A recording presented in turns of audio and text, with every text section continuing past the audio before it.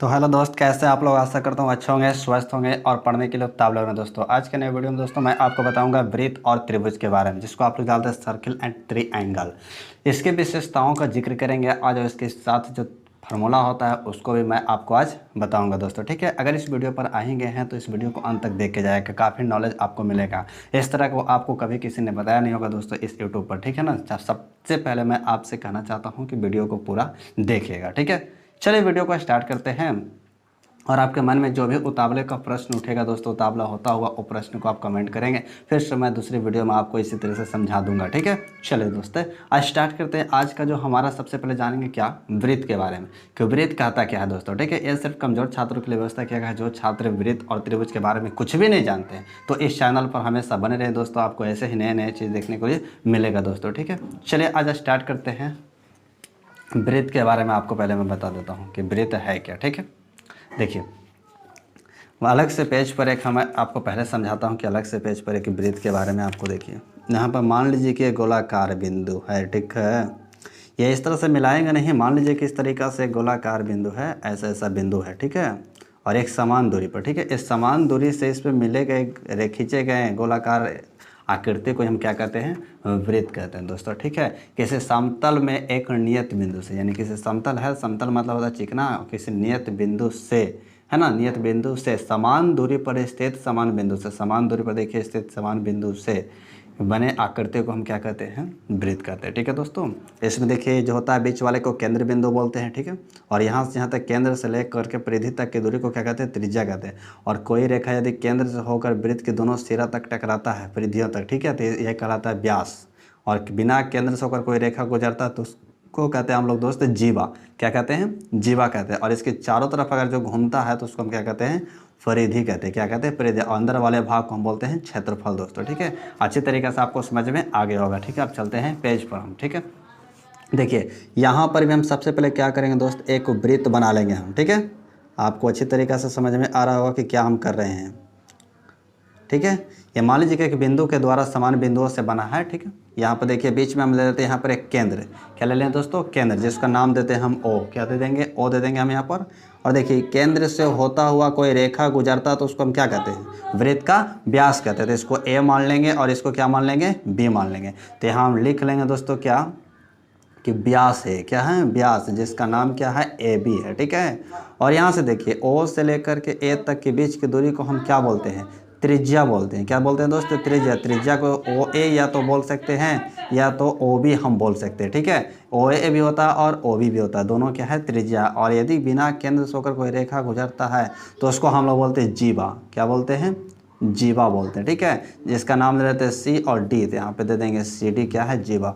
और ये ऊपर रेखा पर कोई गति यहाँ चारों तरफ हमको अगर बाढ़ लगाने की बात आए तो इसको हम कहेंगे क्या, परिधि कहेंगे। ऊपरी भाग को क्या कहेंगे, परिधि कहेंगे। ठीक है, और इसके अंदर वाले जो भाग हमें दिखाई दे रहा है, ये सब जो खाली, यही इसका कहलाता है क्षेत्रफल।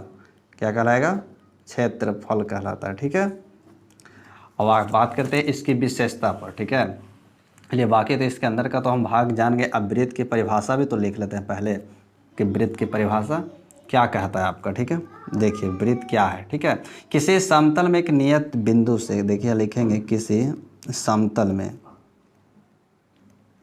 किसी समतल में एक नियत बिंदु से, नियत बिंदु से समान दूरी पर, क्या होता है, समान दूरी पर, समान दूरी पर स्थित, समान बिंदु से स्थित, समान बिंदु से स्थित, समान बिंदु से बनी आकृति को, बनी आकृति को वृत्त कहते हैं। क्या कहते हैं दोस्त, वृत्त कहते हैं। ठीक है, आई होप आपको समझ में आया होगा। जितना भी परिभाषा है मैं आपको ही बता रहा हूँ वो आपको आगे समझ में आएगा। ठीक है, ऐसे भी तो आपको समझ गया, अगले पेज में मैंने पीछे ही पेज पे भी समझा दिया था आपको कि समान बिंदु किसको कहते हैं, समतल किसको। समतल मतलब एक चिकना साथी होता है दोस्तों। ठीक है, समतल। आगे देखते हैं इसकी विशेषता की बात करते हैं। चलिए कि इसकी विशेषता पे आ जाते हैं कि इसकी विशेषता क्या होगा। ठीक है, चलिए पहली विशेषता इसका क्या कहता है कि वृत्त में एक केंद्र होता है। वृत्त में क्या होता है? एक केंद्र। तो यहाँ लिख लेंगे वृत्त में एक केंद्र होता है, केंद्र होता है। ये तो सबको पता होगा कि वृत्त में क्या होता है दोस्त? एक केंद्र होता है। दूसरी इसकी क्या हो जाएगा हमारी तरफ से? चलिए हमारी तरफ से क्या कि वृत्त में क्या होता है? वृत्त में व्यास की संख्या क्या होता है? अनंत होता है। वृत्त में जो व्यास की संख्या होता है दोस्त अनंत होता है। देखिए यहाँ पर लिखेंगे, उसके बाद समझा जाते हैं आपको कि वृत्त में व्यास की संख्या कैसे अनंत होता है। वृत्त में व्यास की संख्या अनंत होती है। अनंत यानी क्या दोस्त? अनगिनत होती है।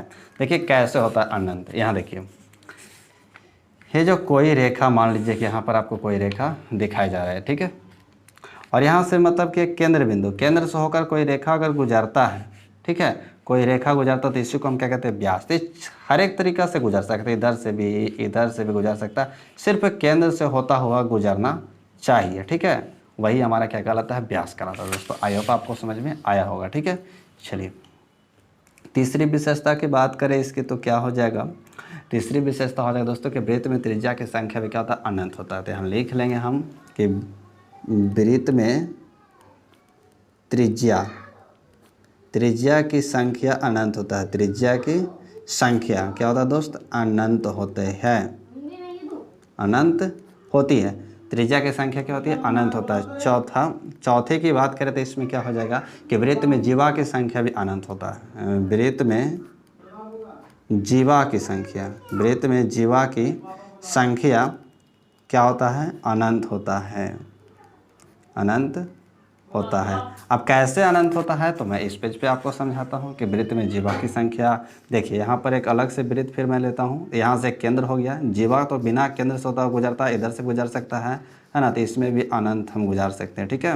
और त्रिज्या यहाँ से यहाँ तक इधर से इधर से इधर से इधर से इधर से ऐसे, ठीक है, ऐसे ऐसे कहीं से भी गुजर सकता है, ठीक है। इसलिए दोनों की संख्या क्या होगा दोस्त? अनंत हो जाएगा, ठीक है। आई होप आपको चारों विशेषताएं समझ में आ गया होगा, ठीक है। वृत्त में जो होता है दोस्तों स्पर्श रेखा की संख्या 2 होता है। पांचवी विशेषता इसका लिख लेते हैं कि वृत्त में स्पर्श रेखा की संख्या, स्पर्श रेखा की संख्या क्या 2 होती है। कितना होता है दोस्त? स्पर्श रेखा की संख्या 2 होता है, ठीक है। अब बात करते हैं इसके स्पर्श रेखा की संख्या तो 2 हो गया। अब छठी विशेषता इसका क्या हो जाएगा यहाँ पर दोस्तों? क्या कि वृत्त के केंद्र पर 360 डिग्री कोण बनता है। जो वृत्त का केंद्र है ना उसमें कितने डिग्री कोण बनता है? 360 डिग्री। तो यहाँ पर लिख लेंगे कि वृत्त के केंद्र पर बना कोण कितना डिग्री का होता है दोस्त? 360 डिग्री का होता है। अब देखिए यहाँ पे कैसे अलग से देखिए आप, यहाँ पर जो वृत्त है ना, ये इस वृत्त के केंद्र है। तो केंद्र पर इधर देखिए एक वृत्त, एक इससे गुजरा एक रेखा, सरल रेखा बना कोण 180 डिग्री होता है। तो 180 डिग्री ऊपर और 180 डिग्री क्या होगा दोस्त? नीचे होगा। तो क्या हो जाएगा? 360 डिग्री, ठीक है। ये तो आपको समझ में आ गया। स्पर्श रेखा की बात है तो स्पर्श रेखा देखिए इधर से एक स्पर्श रेखा है, इधर से स्पर्श रेखा, ठीक है। ये दो ये होती है, ठीक है। इधर से करते तो ये प्रतिच्छेद होता है, देखिए एक दूसरे को काट देता है ना। तो इसीलिए स्पर्श रेखा की संख्या वृत्त पर कितना होता है? 2 होती है, ठीक है। आपको समझ में आया होगा, ठीक है। अब चलिए हमारी विशेषताएं क्या हुआ दोस्तों? समाप्त हुआ, ठीक है। व्यास की बात करें तो व्यास पे 180 डिग्री का कोण बनेगा दोस्त यहाँ पर, ठीक है। अब सूत्र की बात करते हैं इसके, क्या क्या सूत्र इसमें होता है, ठीक है। सूत्रों के बारे में भी तो हमें जानना है। एक नंबर में सबसे पहले हम जानेंगे क्या कि वृत्त का क्षेत्रफल क्या होता है। सबसे पहले जानने की इच्छा क्या होता है हमें? वृत्त का क्षेत्रफल था। वृत्त का क्षेत्रफल दोस्तों क्या होता है? पाई आर स्क्वायर। पाई क्या है? तो इसमें पाई एक अचर राशि है और आर क्या है? तो त्रिज्या है, ठीक है। दूसरा वृत्त का परिधि, यानी वृत्त की परिधि बोले दोस्त या तो परिमिति बोले, क्या बोले? परिधि या तो परिमिति, दोनों तो एक ही होता है। 2 पाई आर होता है। इसमें देखिए पाई फिर एक अचर राशि है, ठीक है, और आर क्या है? त्रिज्या है, ठीक है। तीसरा हो जाएगा यहाँ पर वृत्त का तो हो गया। वृत्त का व्यास देखते हैं। वृत्त का व्यास, तो व्यास इसका क्या हो जाएगा? व्यास मतलब क्या? तो त्रिज्या का दुगना होता था। 2 गुना त्रिज्या कर लेंगे। अगर त्रिज्या मान लीजिए हमें दिया हुआ है तो व्यास का दुगना करेंगे, बस सॉरी दोस्तों, त्रिज्या का दुगना करेंगे तो हमारा व्यास प्राप्त हो जाएगा, ठीक है। यहाँ पर एक और फार्मूला हम देख लेते हैं इधर करके यहाँ पर दोस्तों, ठीक है। यानी वृत्त की त्रिज्या निकालना होता है, वृत्त की त्रिज्या के बराबर, ठीक है। त्रिज्या वृत्त की त्रिज्या जो होता है ना दोस्तों, ये क्या होता है ना कि व्यास का आधा होता है। तो यहाँ लिख देंगे व्यास बटा 2, व्यास बटा 2। व्यास को सूचित हम डी से भी करते हैं, यानी डी बटा 2 भी होगा, ठीक है। इसलिए आपको ये फार्मूलाएँ समझ में आ गया होगा दोस्तों, ठीक है। आशा करता हूँ कि आपको ये अच्छा लगा होगा जानकर, ठीक है। चलिए एक बार फिर से देख लीजिए आप यहाँ पर वृत्त के बारे में, आप तो अच्छी तरीक़े से जानकारी आपको प्राप्त हो ही गया होगा, और कमेंट करके बताइए क्या इससे अच्छा से आप पढ़े होंगे। चलिए दोस्तों, ठीक है। अब हम चलते हैं त्रिभुज पे, ठीक है। चलिए दोस्त, त्रिभुज के बारे में जानते हैं। त्रिभुज है ना, एक्चुअली आगे आपका त्रिभुज। त्रिभुज को पहले हम बना लेते हैं फिगर यहाँ पर, तो क्या हो जाएगा, देखिए यहाँ से चलेंगे, यहाँ पर त्रिभुज बनता है, ये आपका त्रिभुज है, ठीक है। इसको मानेंगे ए, इसको मानेंगे बी, इसको मानेंगे सी। त्रिभुज किसको कहते हैं, 3 रेखाखंडों से घिरे आकृति को क्या कहते हैं दोस्तों, त्रिभुज कहते हैं। पहले रेखाखंड ए बी, दूसरी रेखाखंड बी से, तीसरे रेखाखंड ए से। त्रिभुज में 3 शीर्ष होता है दोस्तों। त्रिभुज के तीनों कोनों का योग कितना होता है दोस्तों, 180 डिग्री होता है, ठीक है। ये तीनों कोनों को अगर हम जोड़ेंगे दोस्तों तो क्या हो जाएगा, 180 डिग्री। यहाँ पर सबसे पहले हम जानेंगे परिभाषा के बारे में। उसके हम क्या जानेंगे दोस्तों, सबसे पहले हम बात कर लेते हैं परिभाषा कि त्रिभुज की परिभाषा क्या होता है। त्रिभुज लिख कर हम डैश लगा लेंगे। त्रिभुज, देखिए त्रिभुज कहते हैं 3 रेखाखंडों से घिरे आकृति को क्या कहते हैं, त्रिभुज। यहाँ लिख लीजिए, 3 रेखाखंडों से घिरे आकृति को, घिरे आकृति को त्रिभुज कहते हैं। क्या कहते हैं दोस्त, त्रिभुज कहते हैं। इतना तो आपको समझ में आ गया होगा कि 3 रेखाओं से घिरे आकृति को क्या कहते हैं, त्रिभुज कहते हैं दोस्तों, ठीक है। चलिए अब इसकी विशेषता की बात करते हैं कि इसकी विशेषता क्या होगा। विशेषता होगा क्या, जितना जानते हैं उतना हम जानेंगे, इसमें फिर उससे एक्स्ट्रा भी कुछ हो सकता है। पहली विशेषता की बात करें तो त्रिभुज में 3 रेखाखंड होती है, ठीक है। तो आपको परिभाषा से भी पता होगा कि 3 रेखाखंड होते हैं। कितने रेखाखंड होते हैं दोस्तों, 3 रेखाखंड होते हैं त्रिभुज में, ठीक है। दूसरी विशेषता की अगर बात करें तो त्रिभुज के तीनों कोनों का योग कितना होता है, 180 डिग्री होता है। यहाँ लिख लेंगे, त्रिभुज के तीनों कोनों का योग, तीनों कोनों का योग कितना होता है, 180 डिग्री होता है, ठीक है। यानी कह सकते हैं कि अर्थार्थ में कोण ए प्लस बी प्लस सी बराबर कितना हो जाएगा दोस्तों, 180 डिग्री हो जाएगा। तीसरी विशेषता की अगर हम बात करें तो क्या होगा, त्रिभुज के किन्हीं 2 भुजा का जो योग होता है तीसरी भुजा की लंबाई से अधिक होती है, ठीक है। त्रिभुज के किन्हीं 2 भुजा का योग, किन्हीं 2 भुजा की लंबाई का योग, 2 भुजा की लंबाई का योग तीसरी भुजा की लंबाई से ज़्यादा होता है। तीसरी भुजा की लंबाई से ज़्यादा होती है। क्या होती है, ज़्यादा होती है। तीसरी भुजा की लंबाई से क्या होता है दोस्त, ज़्यादा होता है, ठीक है।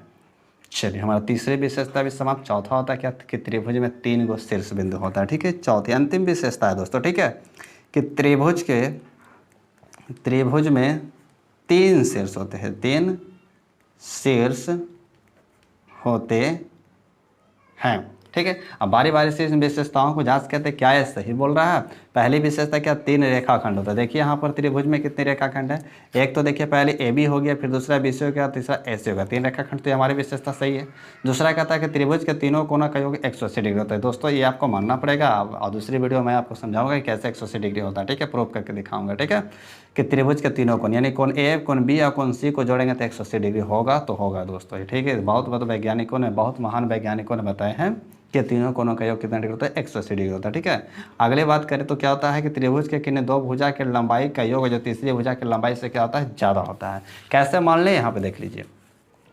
यहाँ देखिए हम आपको दिखाते हैं त्रिभुज के तीनों भुजा। मान लीजिए 4 है, ये 5 है और ये 6 है। अगर ये 2 भुजा को हम जोड़ देते हैं, मान लीजिए कि यहाँ पे ए है, बी है और सी है, ठीक है। ए बी और ए सी को जोड़ते हैं तो 9। तीसरी भुजा की लंबाई कितना, 6। बताइए तीसरी भुजा से ज़्यादा है कि नहीं, एकदम बिल्कुल है, ठीक है।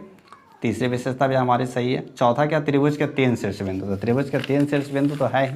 देखिए एक तो हो जाएगा ए, फिर दूसरा बी और तीसरा सी, 3 शीर्ष बिंदु हो गया। अब हम इसके सूत्र की बात करते हैं कि सूत्र क्या होता है, ठीक है। यहाँ पर सूत्र लिखकर डैश लगा लेंगे हम यहाँ पर दोस्तों, ठीक है, यानी फॉर्मूला। नंबर 1 का सूत्र सबसे पहले जानेंगे कि त्रिभुज का क्षेत्रफल। तो यहाँ देख लीजिए, लिख लेते हैं। त्रिभुज का क्षेत्रफल क्या होता है? 1/2 गुना आधार गुना ऊंचाई, आधार गुना ऊंचाई दोस्तों, ठीक है। या आप लिख सकते हो 1/2 गुना बी गुना एच। बी का है लिखे हूँ, ये बताइए पहले। बी का मतलब होता है आधार और एच का मतलब होता है ऊंचाई दोस्तों, ठीक है। आप त्रिभुज की परिमाप की बात करें, दूसरी फार्मूला,